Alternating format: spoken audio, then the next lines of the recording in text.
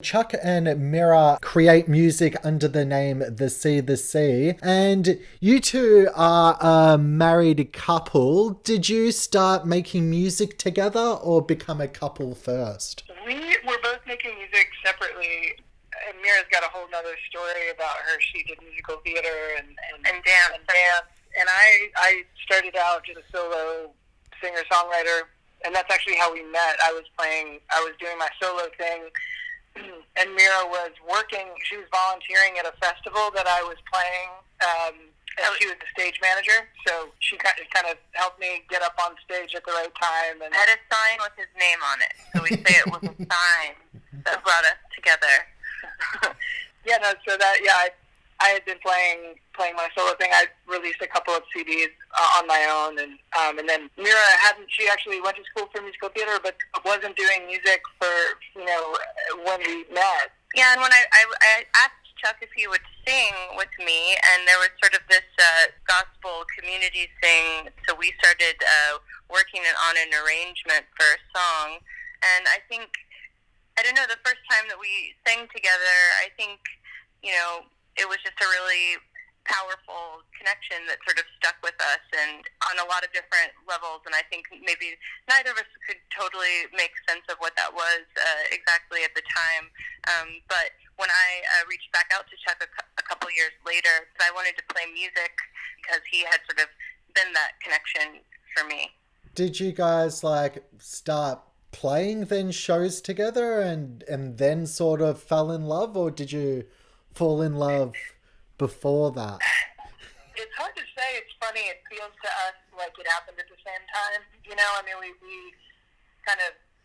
had an instant connection, both musically and just sort of personally. So. Yeah, it's like when you meet someone who you feel like you've met before. For us, I think part of that depth of that connection was because we connected in a personal way and in a creative way that neither of us had ever really found like a collaborator that we just felt like we really clicked with. So I think it's interesting because it was a little bit difficult to tease those things apart, I think, when we first met, because I think those things can feel one and the same depending upon the relationship. Yeah, and basically, it took a couple of years. The timing wasn't right when we first met, but then when we did reconnect, and Mira called me and said she wanted to, get into a career of doing music full time, we really hit the ground running and just basically moved into a car together and started touring.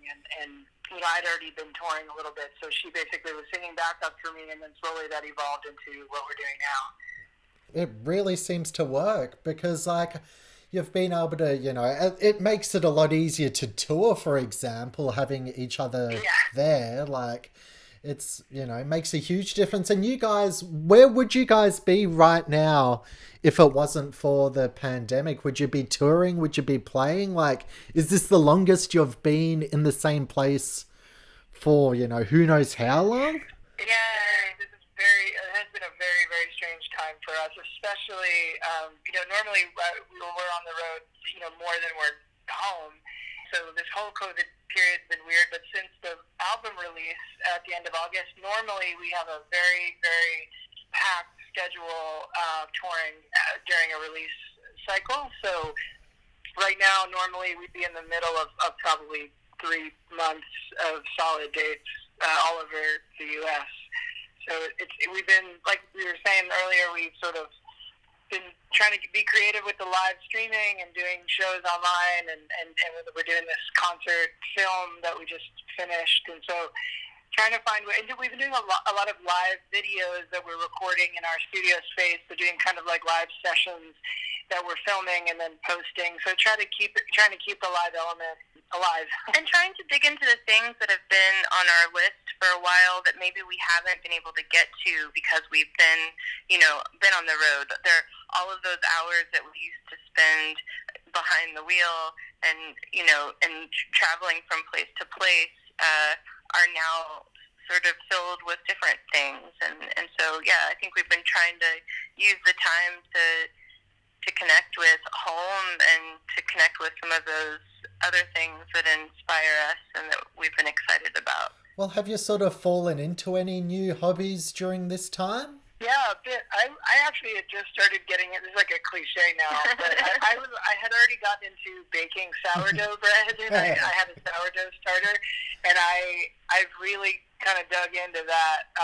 I've been baking a lot of bread since we've been home, and Mira started sewing when this all started. Yeah, I borrowed a sewing machine and started like redesigning all of my clothing from the road that I wanted to reimagine, and also we started planting more things, and we have like beautiful trumpet vines in our in our apartment now, and yeah, butternut squash vines that climbed our windows, which has been a real measure of time. I know it really has. Yeah. Well, that's exactly the same. I mean, it's amazing, you know. You're over in America and I'm here in Australia, and I've literally gone through the same process. I've done the sourdough baking. My girlfriend who I live with, she bought a sewing machine. We got a Oh my veggie gosh. we've gotten a veggie patch going. Like it's literally it's the same thing. Like, I guess when you've got not much, you know, you've got more time on your hands to focus on hobbies and things like that. They're the things that you sort of do. Like, yeah, definitely. And it's amazing that even the whole sourdough thing is literally universal. Like, it's, it's Yeah. amazing. But yeah, no, We're all homesteading now. we really are. Like, literally, like, yeah, I'm recording this interview at home while usually I would go into the studio to record my interviews, but at the moment I'll go in to do my live shows. But when it comes to recording interviews, I'm doing them at home at the moment. So yeah, it seems to be how it goes. We've learnt how to live at home and how to create at home too, really. But also, I mean, it is great that we don't have to do the traveling part either. Like, you know, the time on the road and the time driving really does take up a lot of literally time. Yeah, yeah, we definitely miss sort of, you know, the adventure of it or just the travel. I think we're sort of like we're explorers by nature, just and we've really missed that part. You know, it's almost like sometimes I feel like it's like the feeling that that birds get or something when it's time to migrate. It's like you can feel parts of like places that you visited like in like the memory of your body or something at certain times of year, like you can remember what it smells like in the summer in the Midwest or something like that. And those are the parts that I think, and the people obviously in all of those travels, we've been missing the most. But I guess a little less driving, I'm not complaining about. Well, that's it. And yeah, you are lucky, like you were saying before we started the interview, that you guys are only a couple blocks away from your, I guess, small space and studio that you've been creating.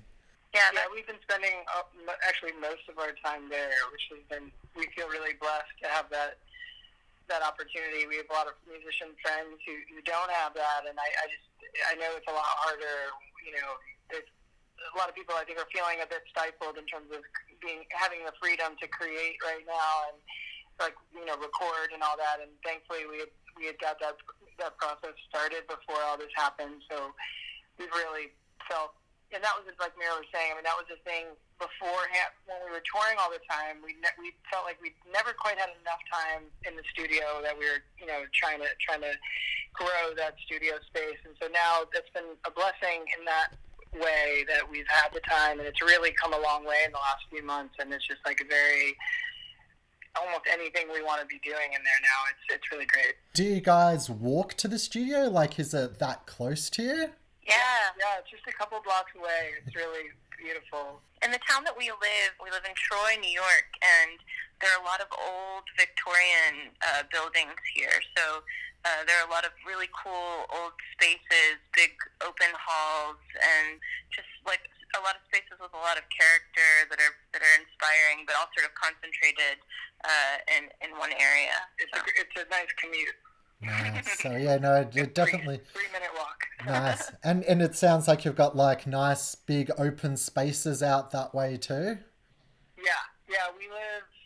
It's really nice. Yeah, right where we are is it's urban, but only for like a square mile, and then outside of that, it's all mountains, and and right now we're in the peak of fall, the leaves are turning, and it's a beautiful place.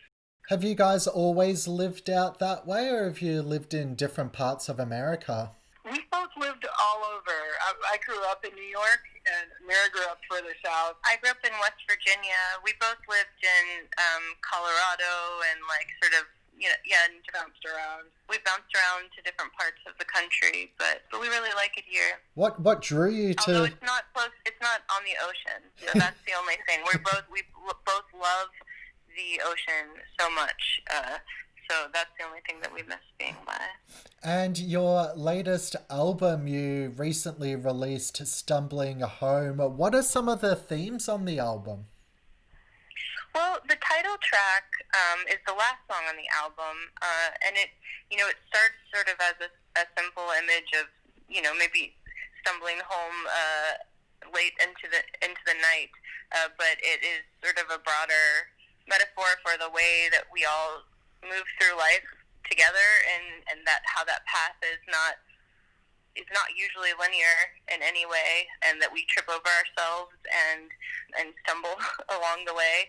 And after we wrote that song, we came across this Ram Dass quote that says, "We're all just walking each other home," and that felt like a really nice sort of way of encapsulating what we were trying to say. And I think that the through line with these songs is just that they're all sort of moments of discovery or clarity, or just moments where it feels like things start to make sense, or maybe they make sense, and that sometimes those moments can seem profound, but sometimes they can be the simplest moments that from the outside would just look like any other moment that's happening, and that there's something really powerful and beautiful in those moments as well.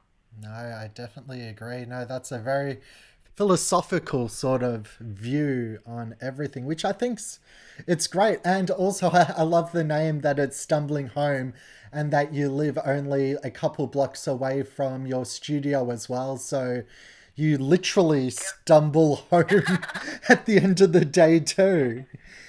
Very true. Well, that was a big part of it.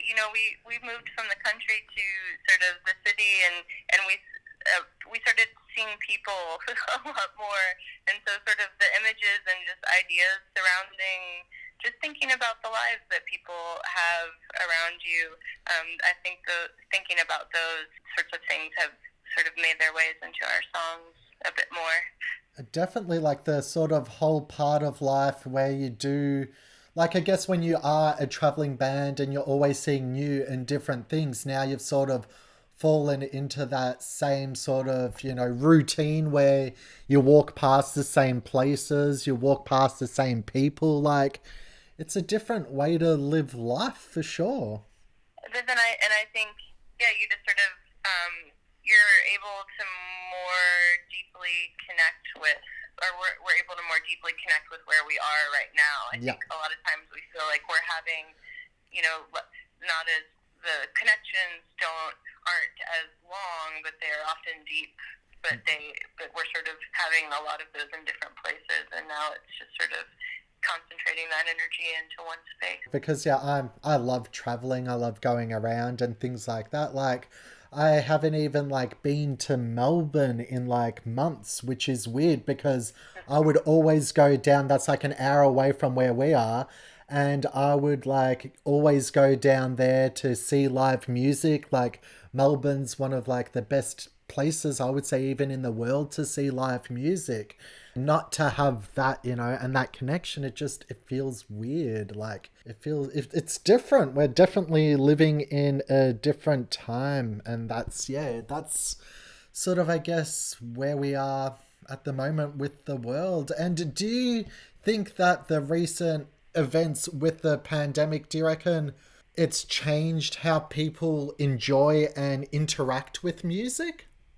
Well, it's going to be really interesting to see sort of what the music industry and what shows are like, I think, after this time. I think we're hopeful that not being able to be in a room together for so long is going to swing the pendulum back.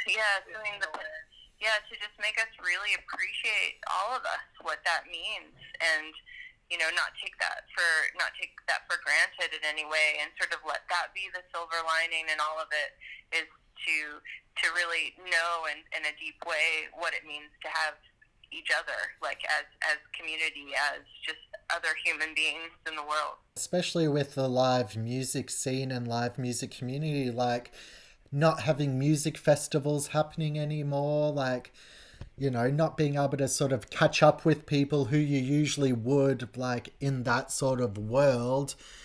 How long do you think that it's going to be until we get back to somewhat a normal live music scene, not just locally, but internationally too?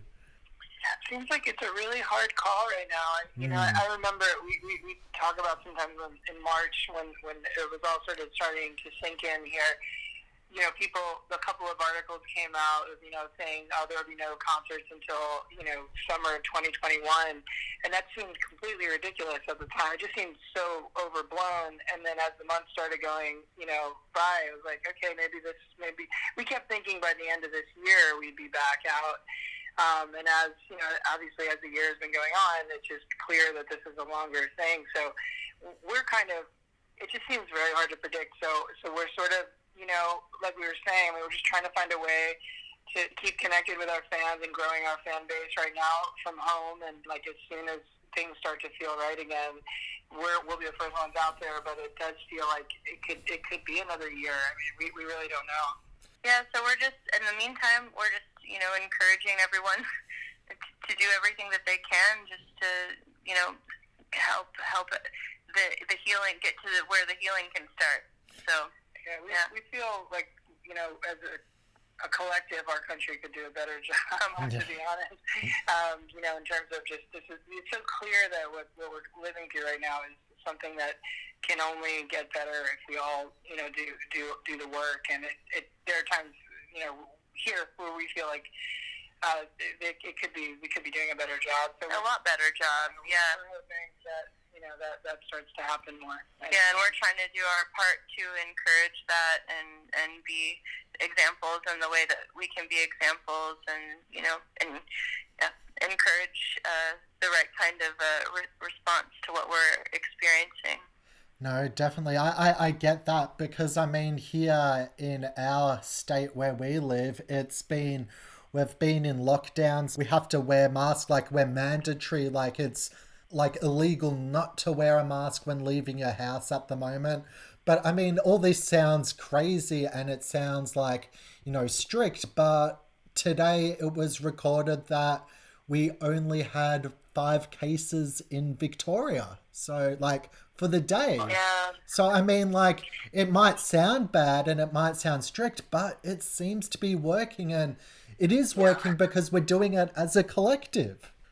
Well, and I think, so there's a huge part of our country that's just devastated by how politicized, mask wearing has become, and that's a really hard thing to see something that feels so basic and so just caring about other people sort of being politicized and abused in that way. It's a really difficult thing to sort of process, and I think that's been a lot of this time too, is sort of trying to understand sort of what's happening all around us, and what we can do to keep moving things in a direction that we believe is good for all people.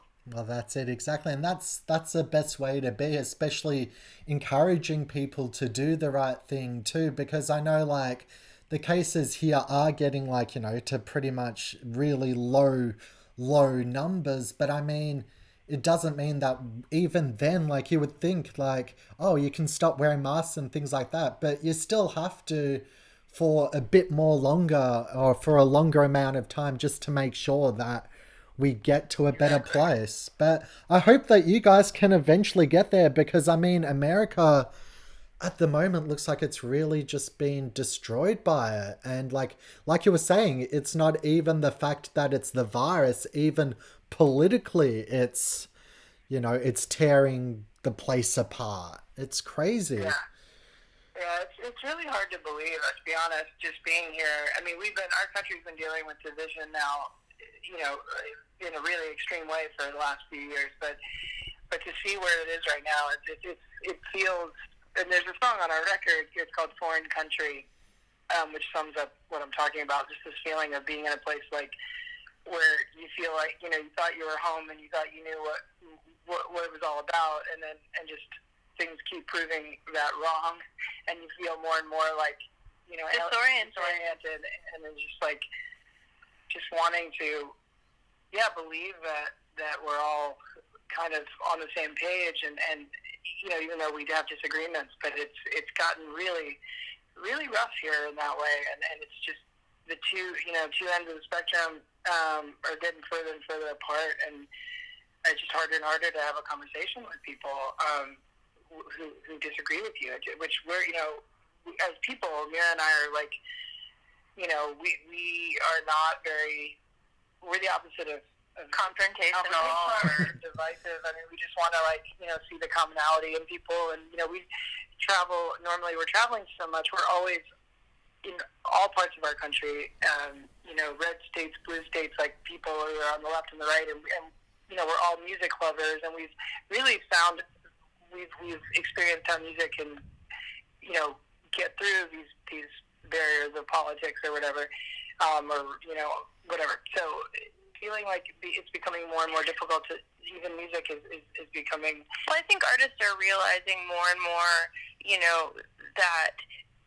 that in trying even to find the commonality within music as a conversation, that there are certain things that we all thought were implied on some level that we're realizing that not specifically saying those things out loud and standing up for, social justice issues that we really care about is in turn, if we're not doing those things, then we're not creating a safe and inclusive space for our audiences. And so that's, I think that the music community, particularly in the last few months, has become really inspired to be a part of, like, a more vocal part, and using some of this time when we're all at home and have this concentrated energy to be as much of a positive change as we can right now.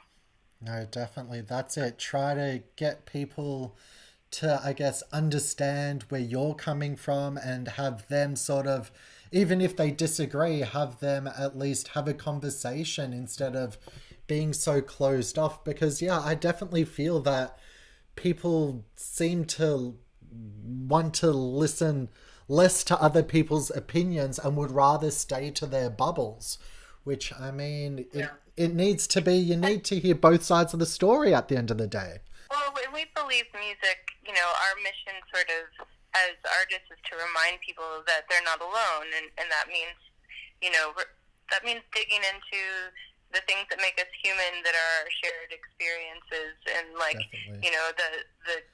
The deepest joys that we have, and the deepest sorrows, and sort of everything in between. I think that because music can hit in such a personal way, that's something that is a real powerful way of connecting in a meaningful way. Do you think that, like, the way that people create or write music during this time is going to change everything for the long run, or do you think it's going to be a short-term sort of thing? It has to change things in some way, because I think that everybody in the music industry is sort of looking, I think, at every single part of their lives right now, and sort of evaluating, sort of the way that artists are balancing careers and self-care, and sort of, the way, I don't know, just sort of the rat race of it in some ways. I think that people are sort of getting some different perspective within that, and I think we're hopeful that this time of pause, in the ways that it is a pause, is a time of growth and evolution, and that that all of the things that we're learning while we're in this time are going to just make things stronger on the other side. I think that's how we don't we don't lose this time if we can honor the time right now by making things better on the other side of it. Definitely. Well, let's hope we can. Let's hope that we come out as a human race stronger because of this and learn from it and, yeah, just become better people in general. Yeah. And do you guys have an affinity with the ocean at all, with your name being the sea, the sea? We both do. I mean, we both kind of spend a lot of time on the, We're both drawn to water, yeah. Chuck grew up by the ocean. I've always loved the ocean, but I grew up near rivers, and I've always been drawn to water, and that was something we definitely talked a lot about. Yeah, and the title or the name comes from, it was the title of a book by Iris Murdoch that was really, it's a beautiful book, but it's very dark, and I just thought it had a beautiful ring to it. When we named our band, we kind of wanted something that felt like it went along with our vibe a little bit more. So we kind of looked more into that phrase, the sea, and there's an ancient Greek story about this city-state that had to send all these people to fight in a war inland, and then they kind of had to fight their way back home, and they thought they weren't going to survive. But when they saw the ocean, they knew they had found their way back home, and so they cried, the sea.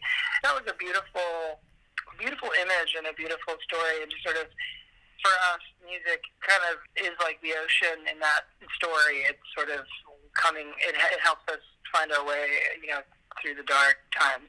It's the light at the end of the tunnel, for sure. Last but not least, do you consider yourselves a city, ocean, or country people? I would say ocean. I'm an ocean person. I am having a hard time picking all of it. Well, I forgot to mention to you, just for my part, my mom is from Norway, and growing up, I spent my summers there, and my uncle was a ship captain, a sailor, and so I spent a lot of time on boats in the summers when I was a kid in the North Sea, and that sort of is in the fjords and stuff, and so that's my connection to I would say that's what I have no question to me. Well, I'm going to say the ocean right now. It's got to be because it's the sea. We just figured it out. Well, no, that's it. Well, thanks for chatting today, and I hope the rest of the album cycle treats you well, and I hope that you just keep on creating music and keep on staying positive too. Well, thanks you so much, Alex. It's so good to talk with you. Thanks so much for having us, and we can't wait to come to Australia and see you. We're going to come and hang out on the ocean. Yeah, I know Bells Beach from the movie Point Break. So remember, Bells Beach is the last scene in that movie. I always want to go there. So. Oh yeah.